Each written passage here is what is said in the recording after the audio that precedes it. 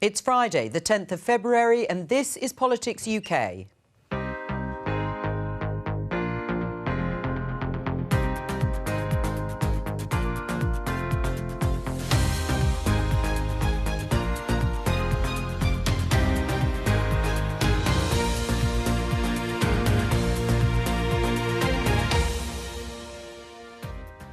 Welcome to your weekly roundup of parliamentary highlights. I'll be joined by correspondents in Edinburgh and Cardiff, and here in Westminster by our parliamentary correspondent Sean Curran. On the programme this week, Parliament unites in support for Turkey following the powerful earthquake in which many thousands have died. The Turkish government has declared a state of emergency, and they are requesting international assistance on a scale that matches the enormity of the situation that they are facing. The government suffers a series of defeats in Parliament over its public order bill. To stop and search people in case they have a placard, a piece of paper, is completely, in my view, and utterly disproportionate. Let's at least be clear as to what we are voting on and not be diverted by some good old-fashioned red herrings. No agreement in sight in the Scottish teachers' strike. The unions say they'll step up industrial action. To the Speaker. Yes, Speaker. President Zelensky gives the Speaker a fighter pilot's helmet and tells Parliament Ukraine needs planes. I appeal to you and the world with simple and yet most important words. Combat aircrafts for Ukraine. Wings for freedom.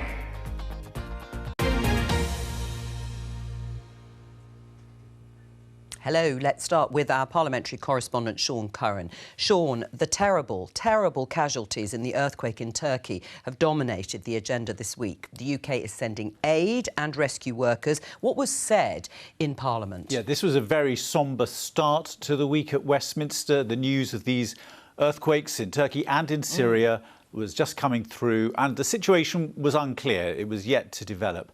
Now, of course, we now know that British aid agencies are launching an emergency appeal, and the government is going to match the funds that are given by the public. But at the start of the week, when the Foreign Secretary, James Cleverly, came to the Commons, he was really giving MPs as much information as he had then and trying to set out how the UK would help. Across the region, inhabited by more than 12 million people, more than 6,000 buildings have collapsed. Electricity and gas infrastructure has been severely damaged. Many of the 3.5 million Syrian refugees hosted by Turkey reside in the affected provinces. Turkey's outstanding disaster relief response capability has been severely tested by the sheer scale of this catastrophe.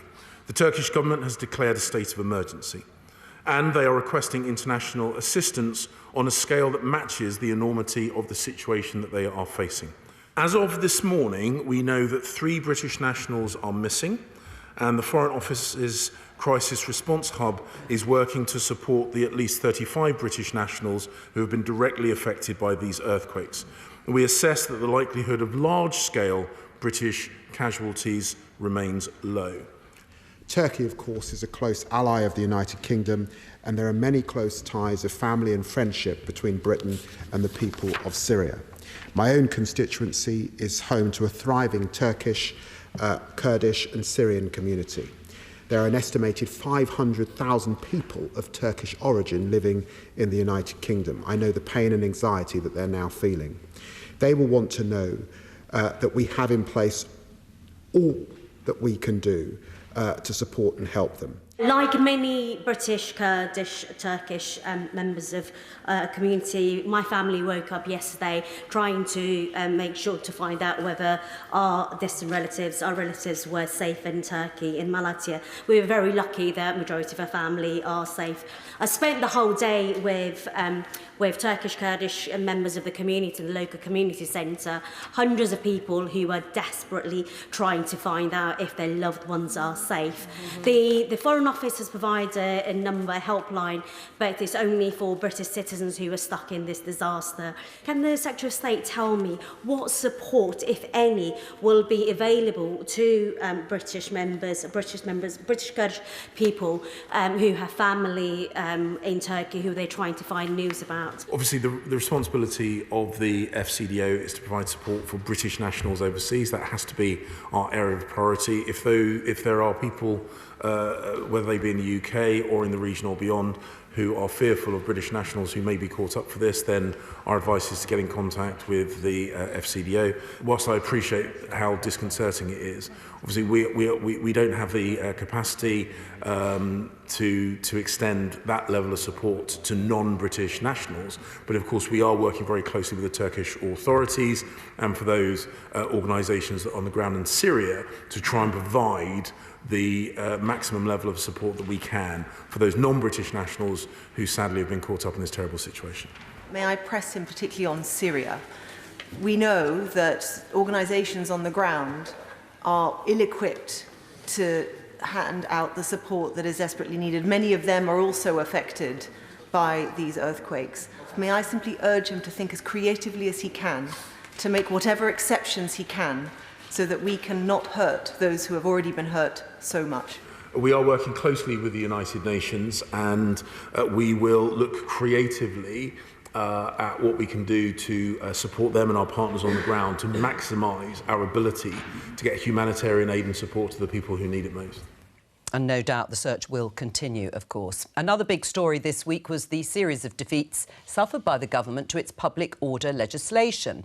Now, Sean, is that the end of that, or can the government actually come back and force it through? No, this is quite complicated. So the government, we know, wants to see an end to disruptive protests like the ones we've seen from Just Stop Oil and Extinction Rebellion and other groups. And so it wants to change the law in order to crack down on those protests. So a public order bill has been going through Parliament. It's already gone through the Commons, so MPs have finished debating it, and it's now gone to the House of Lords. And the House of Lords this week were looking at the proposals in detail. It was an opportunity for opposition peers to bring forward amendments, things they'd like to change, and that's obviously what led to some of the defeats. But the government also wanted to introduce a change at this stage. They wanted to outlaw slow walking. That's not the kind of irritation you have when you're in the shopping centre and somebody's being very slow in front of you. Is this idea that protesters could disrupt things by deliberately marching slowly. That was defeated, and because it was introduced in the Lords after the bill had already been approved by the Commons. Late, is that right? It is the government has lost that, so that plan is now out for now. If the government wants to reintroduce it, it'll have to reintroduce a new bill. It'll have to start right from scratch. If you introduce something at this stage in the procedure, you can't come back to the Commons and ask them to reverse it.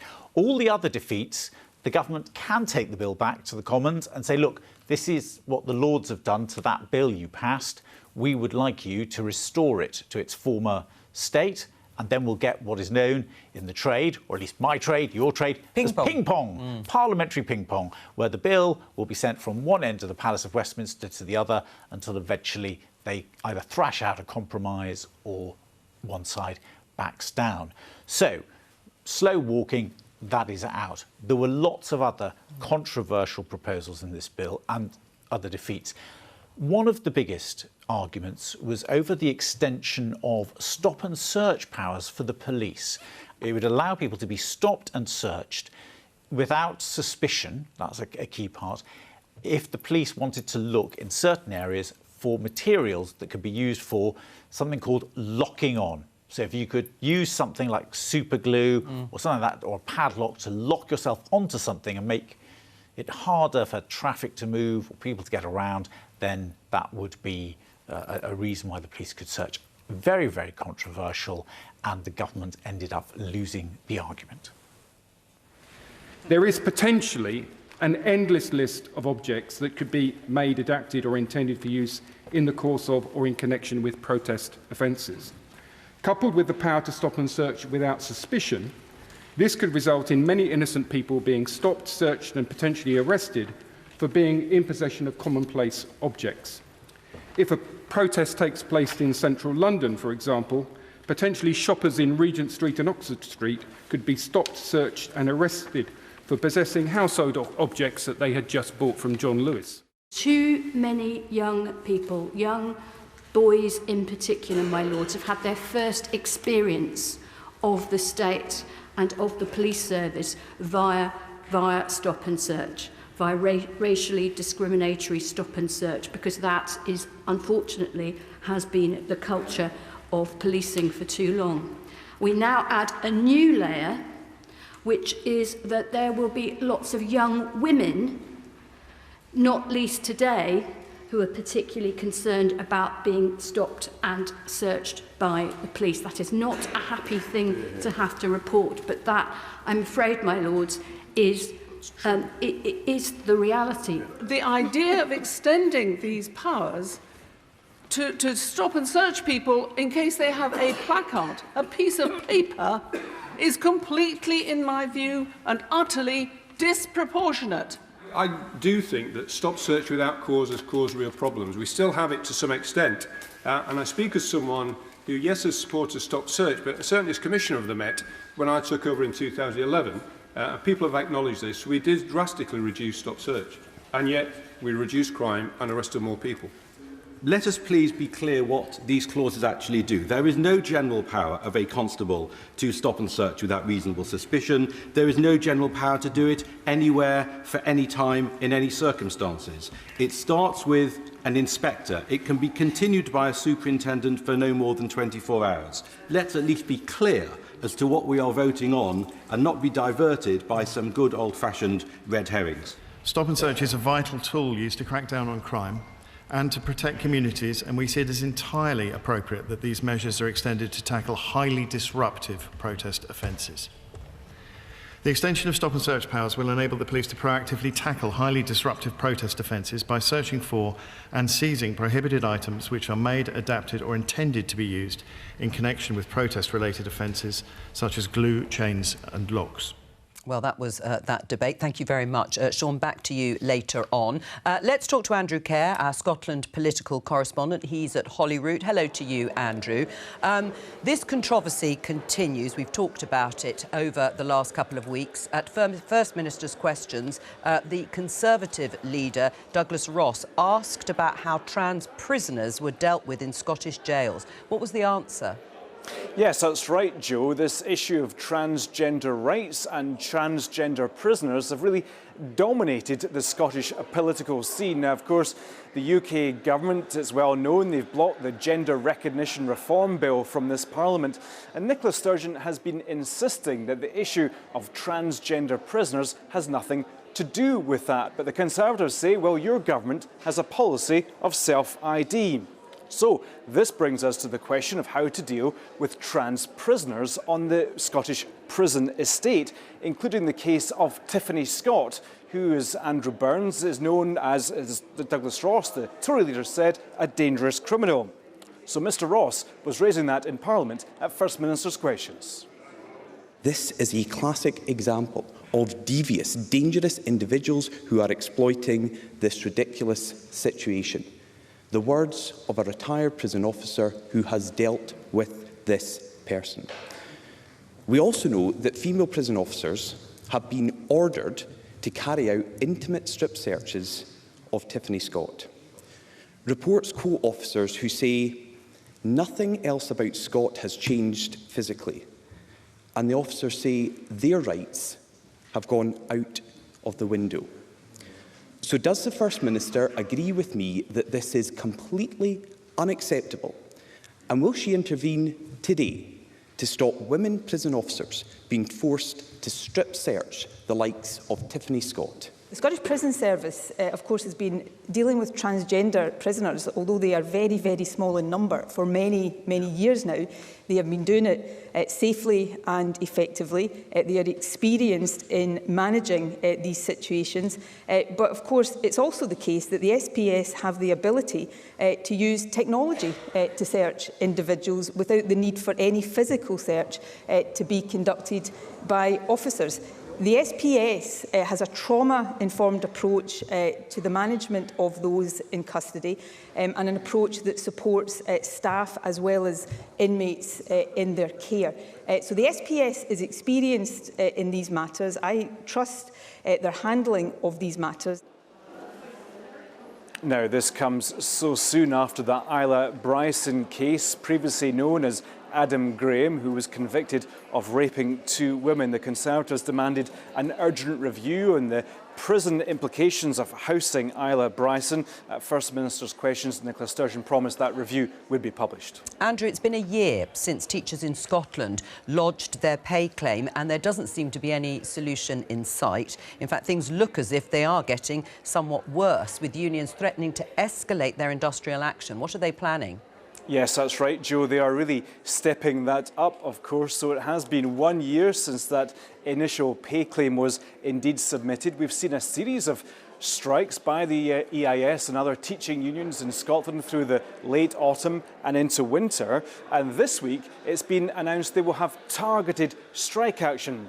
So they will be striking in the constituencies of the First Minister, Nicola Sturgeon, the Deputy First Minister and the Greens education spokesperson, Ross Greer, because, of course, the Greens are in a partnership with the SNP in government. And, Joe, this takes us right back to the 1980s when, of course, the EIS targeted Conservative MPs and ministers in their constituencies with a wave of strike action.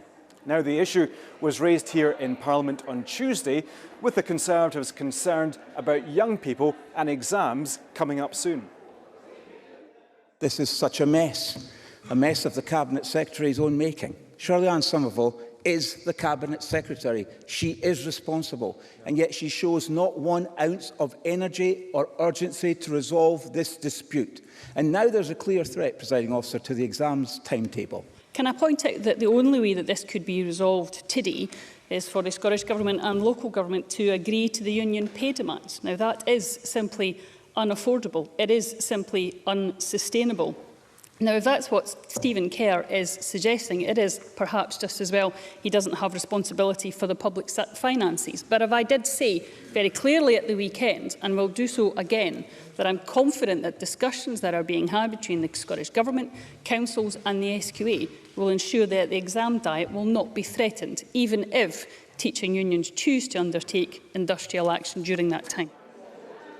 Well, it seems we're at a total impasse here, doesn't it look like that, with the government and the unions, and of course the Education Secretary concerned about the exam period as well, and the EIS are keeping their industrial relations strategy under wraps for now, Joe. Andrew, on a different subject, the Scottish Government's been told a new scheme to charge deposits on returnable drinks bottles could create a trade barrier between Scotland and England and contravene UK-wide internal market laws. Wait for it. Has the fizz gone out of the plan? It's an interesting one, isn't it? Now, we are due to get this here in Scotland in August. You're due to get it in the rest of the UK in 2025. So a leading KC has been telling the drinks industry that, yes, it could create trade barriers in the rest of the UK, that Scottish suppliers could be put at a disadvantage, with different prices being charged here in Scotland and English suppliers not having to adhere to the Scottish regulations. So it was really interesting that during First Minister's Questions, it was a really concerned SNP backbencher that put that to the First Minister. Many of these 600 businesses are in a state of fear and even despair. Some will close, some will fail, and others will no longer sell their own produce in their own country of Scotland.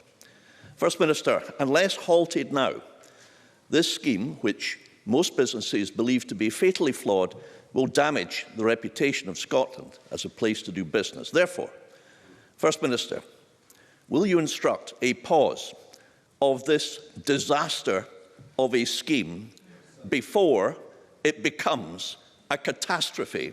We'll continue to listen to and engage with businesses. The steps we've already taken, as I set out already, demonstrate that, and I think it is important to say that. In fact, Scotland Food and Drink recognised this approach when they said in recent weeks these changes mean that some of our key respects have been accommodated, which is positive, and means our collective effort has materially improved the implications for many businesses. In terms of glass, there are 44 countries and territories operating deposit return schemes. Only 4 of them don't include glass. And of course it is the case there are strong environmental reasons for including glass, but of course on all these issues we will continue to listen.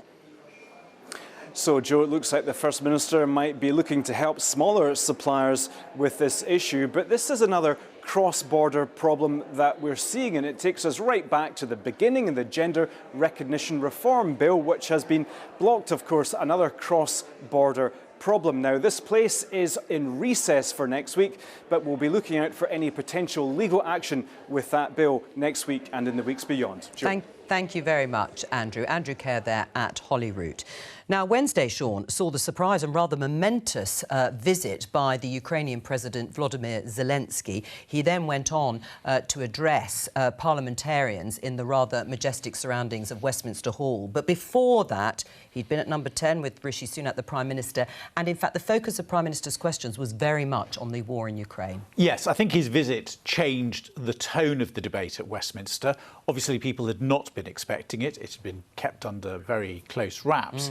So we didn't have perhaps the expected arguments that we might have had following the reshuffle this week. Instead, I think what we saw was a very deliberate attempt to show unity. So there was a distinct effort, I think, to find agreement. They were almost searching for areas that they could agree on. And the Labour leader, Sir Keir Starmer, who obviously gets the most questions, he gets 6 questions, he devoted all of them to Ukraine. This House is honoured to be addressed today by President Zelensky. Yeah. From the outset of the war, he has symbolised the heroism, the resolve and the bravery of his people. The Prime Minister and I joined this House together in 2015. We've lived through important moments in our domestic and international politics. But none of those experiences compares to the pain and suffering of the people of Ukraine. Does the Prime Minister agree with me that right across this House it is vital that we all continue to stand together in full support of Ukraine? Yeah. Prime Minister. Can I thank the honourable gentleman for his comments on Ukraine. It's something that not only the whole country can be proud of, but the entire House can be proud that we came together to stand by Ukraine when the moment mattered, and that we will continue to stand with them united as one Parliament and one United Kingdom. Every time Putin has been appeased, he's been back for more. And so does the Prime Minister agree with me that across this House we must speak with one voice and say this terrible conflict must end with the defeat of Putin in Ukraine? Mr. Speaker, our objective remains to ensure a Ukrainian victory in this conflict. Vladimir Putin's aggression cannot be seen in any way to have been successful, and that's why we have accelerated and increased our support militarily for Ukraine this year. It's a decision that I took as Prime Minister. Today we are going even further, not just having provided Challenger tanks and being one of the first countries to do so, which catalysed the provision of tanks from other nations as well, but also today to move to start training Ukrainian Marines in the advanced capabilities they will need to mount further offensive, but also to train their pilots on advanced combat aircraft. So the House can be reassured we will continue to support Ukraine to ensure decisive military victory on the battlefield this year. Mr. Speaker, before I entered this House, I had responsibility for fighting for justice in The Hague for victims of Serbian aggression. Does the Prime Minister agree with me that when the war in Ukraine is over, Putin and all his cronies must stand at The Hague and face justice? Prime Minister. Mr. Speaker, the honourable gentleman is absolutely right that we must hold those to account for the horrific crimes that they have committed. I'm proud that the United Kingdom has played, again, a leadership role in this regard, being one of the first countries to provide financial and technical support, putting investigators on the ground. We're shortly to be hosting a conference together with the Dutch. And also, one of the things that I discussed with President Zelensky this morning is our support for the work of the ICC, where, thanks to the efforts of UK members, I'm hopeful that we will see the first indictments very shortly. So, as you were saying, Sean, unity of purpose and a breakout of political consensus. President Zelensky then, as we said, addressed MPs and peers. What was his key message? Yes, so this was a very big moment. The Commons was suspended and MPs all then made their way to Westminster Hall. All of us in the press gallery clambered out, and a bit like in a school line, I believe it's now called a walking bus, we were all led to a bit of the Westminster Hall that had been set aside for us. All very much last minute, so everybody had to stand. Normally these things are laid out, everyone's sitting down. A very interesting atmosphere, MPs and peers all crowded together. They were cheering President Zelensky as soon as he arrived. His tailored speech, very clever. I mean, it really was tailored to his audience. There was lots of mention of how the UK had been the first to support Ukraine, a couple of Churchillian nods, but his big message was what we need next are modern fighter aircraft, an issue that's been very controversial, not just for the UK, but for other Western allies as well. From the first seconds and minutes of the full-scale war, Great Britain, you extended your helping hand when the world had not yet come to understand how to react. Boris, you got others united when it seemed absolutely impossible. Thank you. We know Russia will lose. And we really know the victory will change the world. And this will be a change that the world has long needed. I'm proud of our Air Force. And I brought a present from them to you, Great Britain. Yes, to the Speaker. Yes, Speaker.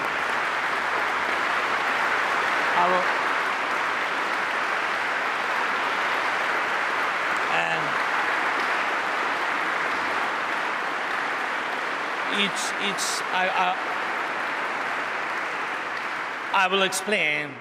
It's the helmet of a real Ukrainian pilot. He is one of our most successful aces, and he's one of our kings. And the writing on the helmet reads, "We have freedom, give us wings to protect it."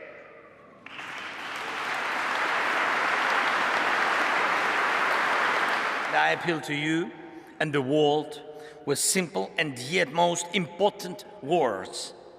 Combat aircrafts for Ukraine, wings for freedom. It is impossible to completely erase evil from human nature. Yet it is in our power to guarantee with words and deeds that the light side of human nature will prevail. The side you and us share, and this stands above anything else. Thank you for your attention. Thank you for your support. And leaving a British Parliament 2 years ago, I thanked you for delicious English tea. And I will be leaving the Parliament today, thanking all of you in advance for powerful English planes.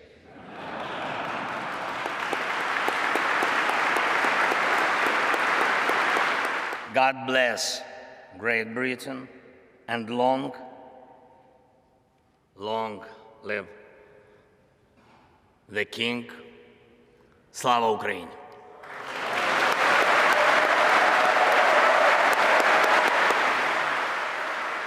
Well, rapturous applause there for President Zelensky. He did, in fact, have tea with King Charles too, didn't he? He did, later on. Afterwards. We'll come back to you in a few minutes' time, Sean, because we're going to Cardiff now to speak to our Wales political reporter, Gareth Pennant. Hello to you, Gareth. The Senedd has been debating a draft Welsh budget this week. Was there much agreement on its priorities? Well, the budget did pass, Joe, after members discussed how £20 billion should be spent on public services in Wales. The budget for health and social care, for example, which includes the NHS, of course, accounts for around half of that money. But inflation has squeezed the finances. So one idea put forward by Plaid Cymru to try and raise more money is that the Welsh Government should use its powers to get people to pay more in income tax.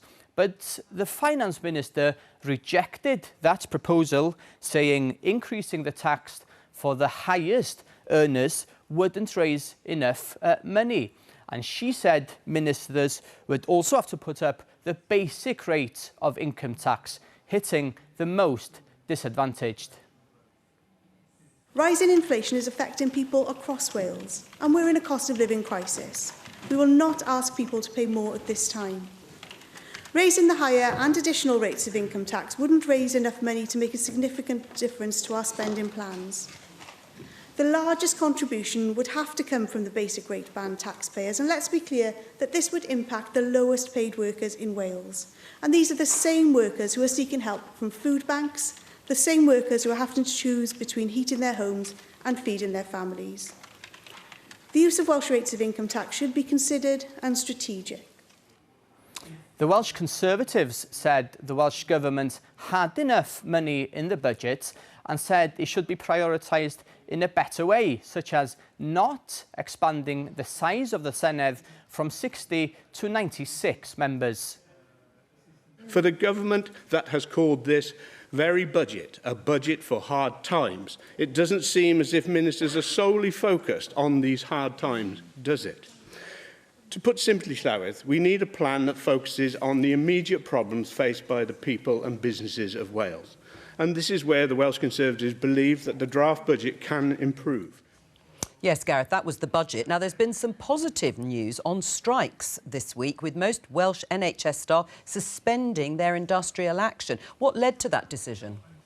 Well, the Welsh Government offered health unions an extra 3% on top of the £1,400 already promised for health workers. And as a result, as you say, most strikes were suspended. In the absence of Mac Drakeford, First Minister's questions was taken by the Trefnydd, the Senedd business manager. But the Plaid Cymru leader asked why the decision to offer more money was not done sooner. For months you refused to negotiate, for months you refused to admit more money could be found, and for months you refused to acknowledge that we were in an emergency. Now you've effectively U-turned on all of that. What took you so long? Well, we're very pleased to announce that an enhanced pay offer was able to be made last week to the health trade unions, and that did call for several of the health unions to call off the strike action yesterday and today, and those discussions are obviously ongoing. We've had to prioritise money, we've had to look at reserves, we've had to look at underspends, and obviously as the year goes on, those underspends come to the fore, particularly this time of year. We're all, as ministers, pressurising our officials to make sure what underspend there could be, and to make sure we use it to the very best of our ability. We've said all along we would have preferred a UK-wide conclusion really to this. We couldn't wait any longer for the UK government to do this. We've managed to find a bit more money. Now, the pertinent issue of attacks by dangerous dogs was raised this week by the Senedd member for Caerphilly. What action did he want to see from the Welsh Government? Well, in the last 15 months, 2 people have been killed in the Caerphilly area in South Wales by dangerous dogs. One was a 10-year-old, the other was an 83-year-old woman. He called for tougher legislation to stop owners crossbreeding to get past loopholes in the law. His counterpart in the House of Commons has also called on the UK government to amend the Dangerous Dogs Act. The Caerphilly MS asked what the Welsh government could do. Can this issue be considered, particularly crossbreeding? And I would be happy to sit down with the Minister to discuss the consequences of changing the law and how it can benefit those communities that have been affected in this tragic way. Yeah, absolutely. Be more than happy to meet with you. I had one in my own constituency as well. I had a fatal dog attack in my own constituency. There is absolutely more we can do. I've asked officials to actually start to look at dog licensing again. I mean, when I was young, you know, people had to have a dog licence, and maybe now is the time to look at that. And I have asked my interim chief veterinary officer to do that for me. The Welsh Government confirming there, Joe, that they will look again at the issue of dangerous dogs. Thank you very much, Gareth. Gareth Pennant there in Cardiff. Back to events here in Westminster. Sean, a bill to deal with laws made by the European Union received a rather rough ride in the House of Lords. Now, the measures would amend, replace or scrap thousands of laws affecting aspects of life, including consumer protection, workers' rights and the environment. How difficult is this for the government? Well, I think the government has got a problem here. There were concerns raised by cross-party MPs when the bill was debated in the Commons about a particular issue, which was this idea that it would end up giving a lot of power to ministers and Parliament would not get very much of a say and would not have very much scrutiny of when these laws were being repealed. So that is one of the big issues that came out when the House of Lords had only their first debate on these proposals. So the real trouble is some way off when they start talking about the detail, when they start proposing changes. But it was quite clear that there was a lot of unhappiness. It did cut across the parties, and it was on that issue, as you say, about whether certain rights will be protected, but also on this idea of scrutiny and whether Parliament was being sidelined. The bill enables the UK to fully grasp the myriad of opportunities to create modern and agile regulation to support the ambitions of our sovereign nation. The government recognises the importance of ensuring that legislation undergoes the appropriate level of scrutiny, and the bill has been drafted, well, more than some of the EU legislation did, I would say. Faced with no external pressure or deadline, the government is willingly creating its own cliff edge, generating uncertainty rather than reducing it, creating gaps in our legal framework rather than filling them. My Lords, it's no mean feat to unify the CBI and the TUC, industry and environmentalists, farmers and factory owners, twitchers and anglers, doctors and lawyers, national parks and the National Trust, Scottish Parliament and Welsh Senedd, and many, many more. Now, it may be that there are noble lords in this chamber who oppose Brexit and don't want it to work, and I understand it may be. I know it's hard to believe. I would understand their opposition to this bill. But, noble lords, if there are those who profess to accept Brexit, then you surely must accept the logic of this bill. It's a bad bill because it could do real harm in all sorts of areas by meddling very fast with things which matter to the community.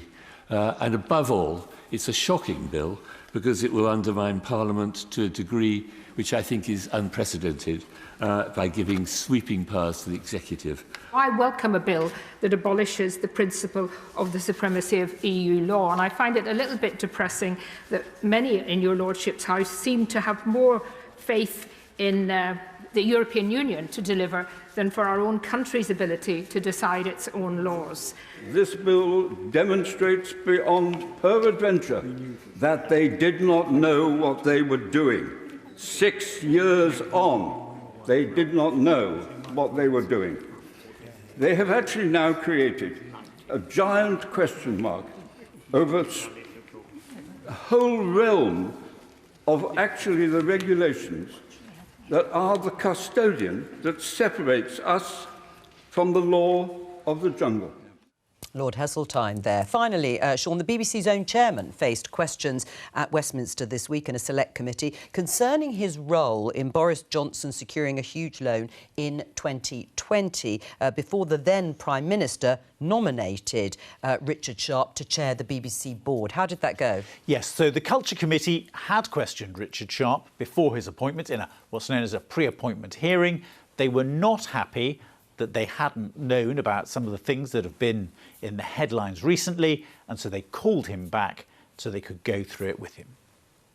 Mr. Blythe is a personal friend of mine who I've known for some time.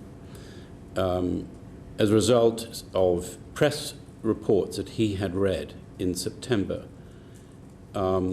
he raised with me at that time his concern that his cousin, the Prime Minister, was reported in these press reports to have some difficulties.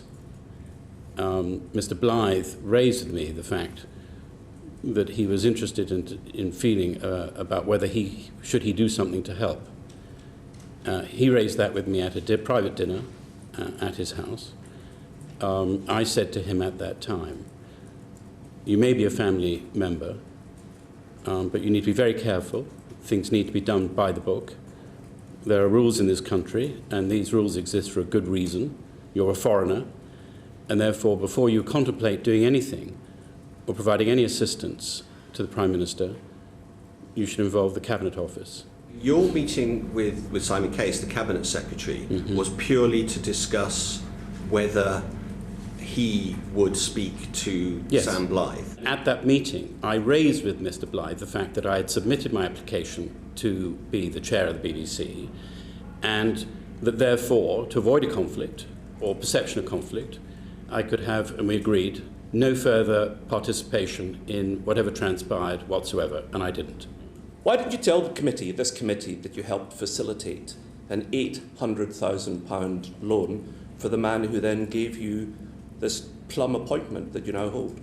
I didn't facilitate a loan. You introduced the person who gave the loan to him. The person who gave the loan told you that he was going to help the Prime Minister with what you call his difficulties. You facilitated it because you made an introduction knowing that it was about money. I introduced Mr. Blythe to Mr. Case. I did not introduce Mr. Blythe to Mr. Johnson. But nonetheless, you knew what the score was, and you didn't tell us about it. Have you any idea how angry BBC staff are with you? Look, I regret the distraction this has caused.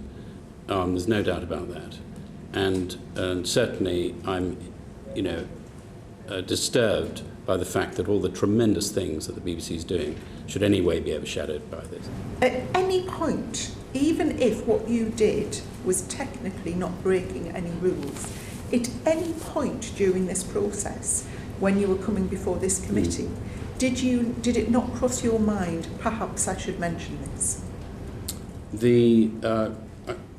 Candidly, no. You took an action that would make the Prime Minister very personally grateful to you while you were applying for a sensitive job which was in his gift, and you didn't tell anyone about this. As I say, being as charitable as possible, wasn't that an error of judgment? I simply put Mr. Blythe together with Mr. Case to ensure due process was followed. And to that extent, I don't regret the fact that I informed Mr. Case that due process should be followed. But clearly, I could have said to him, as I think Mr. Brennan said, find your own way to Mr. Case. Do you wish you'd done that now? Well, I think you can form your own judgment on that. Sean, thank you very much. That's all we have time for Politics UK this week. I'll be back with Politics Live on Monday the 20th on BBC Two and on the iPlayer. From all of us here, bye-bye.